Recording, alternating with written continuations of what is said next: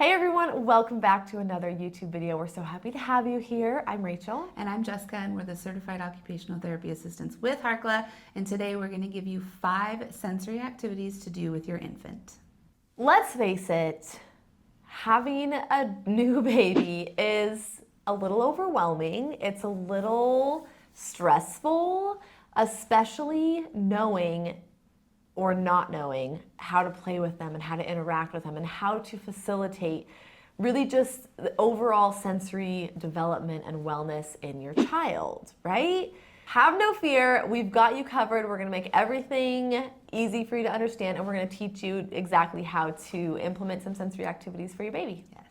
And if you enjoy this video and find it super helpful, make sure when you're done watching this video, you check out our full-length course where we teach you everything there is to know about infant development, sensory development, primitive reflexes for infants. We have a full course for everything that encompasses raising an infant. So like I said, if you like this video, make sure you check out our full course. It will be linked in the description below. So let's jump in. Let's talk a little bit about sensory activities for babies, sensory activities for infants, why it's important to incorporate these activities on a daily basis. And I don't want you to feel overwhelmed, because I know it's really easy to be overwhelmed. Like, oh my gosh, I need to do this, I need to do this, I need to do that. I also just need to keep them happy and keep them alive, right? That's the goal. But there are a lot of things that you can do during their wake windows to play with them, to stimulate them, and to build a strong foundation for future sensory success. And that's really the goal, is we want to provide these sensory play activities for your infant to help them grow and develop and build the muscle strength and the coordination that they need later on in life. Like Rachel said, we want to do these activities during their wake windows. So when baby is fed and dry and clean and happy, those are the moments when you want to spend 5 minutes doing one of these sensory activities. It doesn't have to take a long time. It shouldn't take a long time, just a couple of minutes during their wake hours throughout the day. I always say when they're biologically set up for success, it's just an easy way to remember, okay, they're ready to go, they're set, they're not going to be angry at you for rolling them over a therapy ball and incorporating some of these activities. So biologically set up for success, you know your baby best. You need to follow their cues. You need to make sure that you're listening to them and you're not pushing them too hard or too far to the point of they're crying or they're upset. You just really need to make sure that you're listening to their unique cues. And the more fun and engaging you can be during these activities, the more likely your baby is to follow your lead. So make sure you're laughing and smiling, singing, talking to your baby in a positive, happy way during these activities to help facilitate that enjoyment during these activities. One last thing I want to remind you of is that when you are incorporating these activities, think about multi-sensory processing. Think about incorporating multiple senses at once to really jumpstart their sensory development. And again, if you've been here before, if you've followed us for a while, you know that you do have 8 senses. So think about those different 8 senses and how can you incorporate all of those senses through different activities. Not all at once, but just small little batches. We'll talk about that. Small little doses throughout the day. All right, let's jump into these 5 activities that you can do with your infant. Number 1 activity is tummy time over a therapy ball. We absolutely cannot tell you to do tummy time enough, but change it up and do it over a therapy ball or a yoga ball. You can also roll them over and they can be on their back, and we call it supine, over the therapy ball, and you can roll them and rock them, same with on their tummy. So roll and rock, move side to side, get in front of them, look at them while you're doing this, and in order to make it a multi-sensory activity, focus on singing to them, sing the ABCs to them, count, turn music on in the background.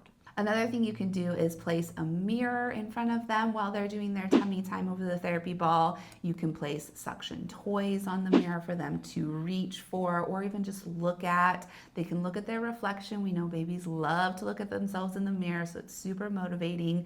And make sure you're just doing this for just a couple of minutes, especially you want like a minute maybe. Yeah. And as your baby gets a little bit older and they start to build up that tummy time strength, you can do it for longer periods of time. But I mean, you can do this very early on in infancy. And if your baby struggles to tolerate tummy time, this is a good way to make it more fun and engaging. If you don't have a therapy ball or a yoga ball, that's okay. You can always put your baby on a little blanket and take them for a magic carpet ride around the house. Of course, make sure that they are safe while you're doing this. You're not, throwing them off the blanket. There's no dogs chasing after them, biting their toes. So make sure that you are safe when they're going around for the magic carpet ride. Throw some music on, sing to them. And then another idea is to lay upside down over your knees. So have them laying on their back over their knees. Their neck is being stretched. They're looking upside down. They're getting a lot of vestibular input and really working on some of that moro reflex integration as well. Again, incorporate multiple things. We've got music and we're going upside down, working on our tummy time. There's a lot happening here. Like Jessica mentioned, short bursts, just start really small and make sure that you're following their cues and listening to them. This activity really helps to develop your infant's muscle strength and tone throughout their neck and their core and their upper body. It helps to develop their vestibular system, which is activated when their head goes into different positions. So these activities over the therapy ball or over your knees are really great activities to do to set them up for success from a muscle standpoint, from a vestibular processing standpoint, and just gets them into these different developmental positions. Number 2 is to tie a helium balloon to your child's ankle very loosely and safe, and have them kick their legs while they're laying on their back and watch the balloon move in different positions. Yeah, you can do this to their wrists as well. So just like Rachel said, very gently and loosely tying the string around, and it makes that balloon float just right up above them within their field of vision so they can look up and start to develop those visual skills of focusing on an object, visually tracking an object as it slowly moves around. As their legs or their arms are moving, it'll move the balloon so they can visually track it. So it's a pretty motivating, fun activity, especially if you need to go do laundry or dishes, but baby is awake and happy. This can be a super fun activity for baby to do just by themselves. In order to make this more of a multi-sensory activity, you can throw some music on in the background. We love classical music. You could always do the advanced brain technologies, music for babies. Great, great music to help stimulate their brain, organize their nervous system. This is one that I did as a baby. I have a picture. You did it as a baby? Yeah, my mom sent me a picture. Oh, really? I thought you were going to say of your babies. Well, I did it with my babies too, but my mom and my dad did this with me when I was a baby, and there's this, old school digital picture. Not digital, I don't know what you call it. Printed picture. Printed picture, yeah, of me with a balloon. It was great. So I had to pass this one on and give it a try. It'll be super fun.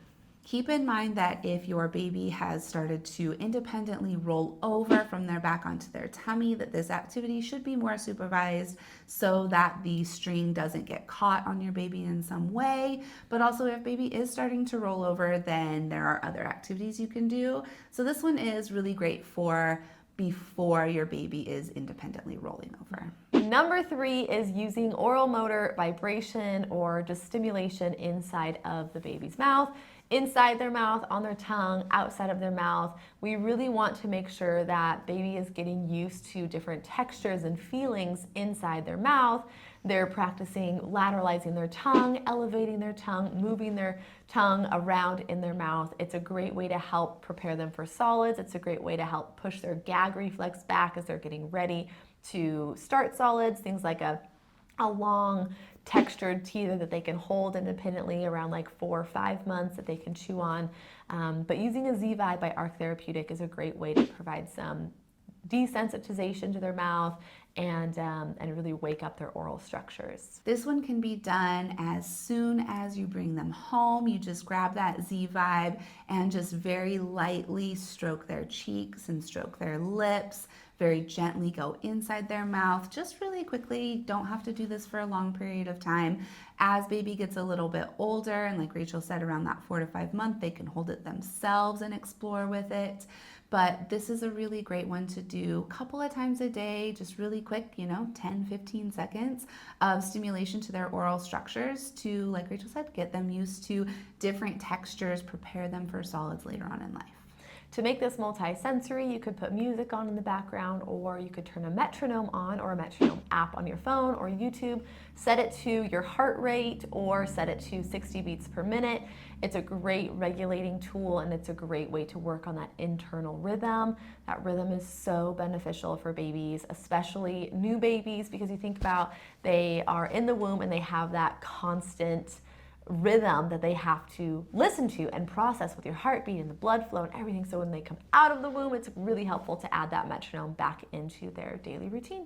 Another way you can add another element to this activity is by using a mirror and placing baby in front of a mirror while you're touching the Z vibe to their cheeks, their lips, their tongue, and name the body parts as you're touching them. Yep. So overall, this is a great one we recommend from day one. Just make sure that you're following baby's cues, and we are using it in moderation, and they are leading the activity. Number 4, we like to call this the roly-poly, or the more technical therapeutic term would be supine rocking side to side. So when baby is laying on their back, you are going to gently lift their legs and bring their hands and their feet together and kind of hold and stabilize their hands and feet and gently rock them side to side.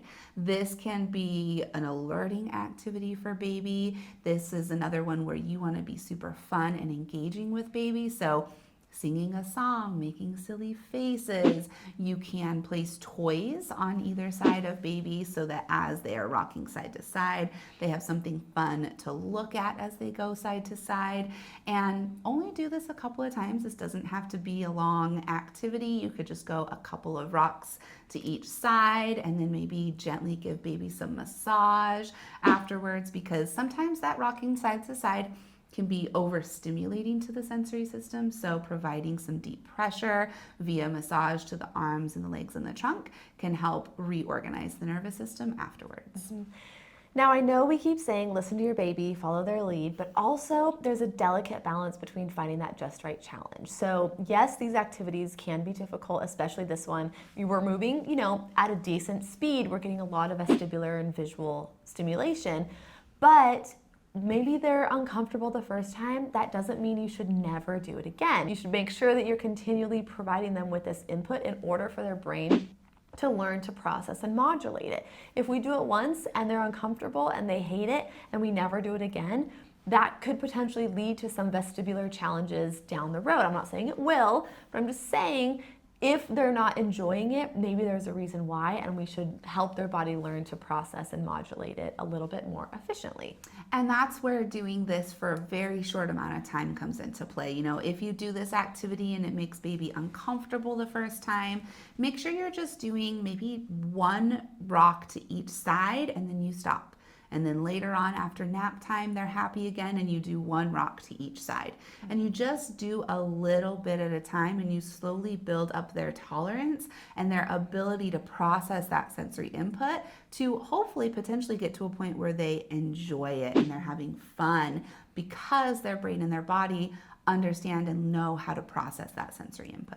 A couple of notes to keep in mind. I know we said make sure that they're biologically set up for success. We don't want to do this one right after they eat, and we don't want to do this one right before they need to go down for a nap or go down to sleep, because it is a very alerting activity. That vestibular input is very alerting to them, so we want to make sure that we're doing it maybe right after they wake up or before they're eating, before they're going to have a meal, because it's a lot of vestibular input, which can lead to potential vomiting if they are, not biologically set up for success. Number 5 is to get a mirror and use it during playtime, during mealtime if your infant has started solids, and during any of these other sensory activities that we've already given you. Using a mirror is a great way to add a fun visual component. If you remember with activity number 1, I mentioned putting suction toys on the mirror. This is a fun way to add even more visual input for baby to look at, or when they start reaching for things, they can reach for the toy that's stuck on the mirror and try to pull it off. Yes, mirrors are so fun. We use them in therapy all the time. It's like the most motivating tool for these infants. So highly recommend grabbing a mirror, using it all throughout the day. All the time. hopefully you can try one of these activities this week with your baby. Maybe you just pick one to get started with, because sometimes trying too many things all at once is overwhelming. So just pick one, try to do it every day, and see how baby responds. If you like this video, make sure that you like it, give us a thumbs up, and make sure that you subscribe, because we do launch a new video every Tuesday here on YouTube. And we also launch a new podcast episode every Wednesday. So if you haven't listened to our podcast yet, it's All Things Sensory, because we love to talk about all things sensory. And then we do provide lots of free activities and resources via Instagram. You can follow us at Harkla_family, as well as at All Things Sensory Podcast. Make sure that you check out our infant and toddler sensory development course. We will link it in the description. It is like this YouTube video, but 10 times as cool, because we give a ton of activities, visual demos, and just helpful tools that you can use every day with your baby. Also, if you know somebody who has an infant, make sure you share this video with them. With that, we will plan on seeing you next Tuesday.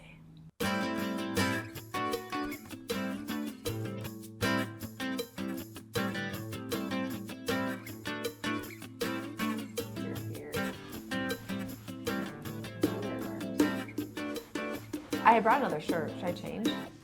I'll change to the next video. Well, apparently no one will care.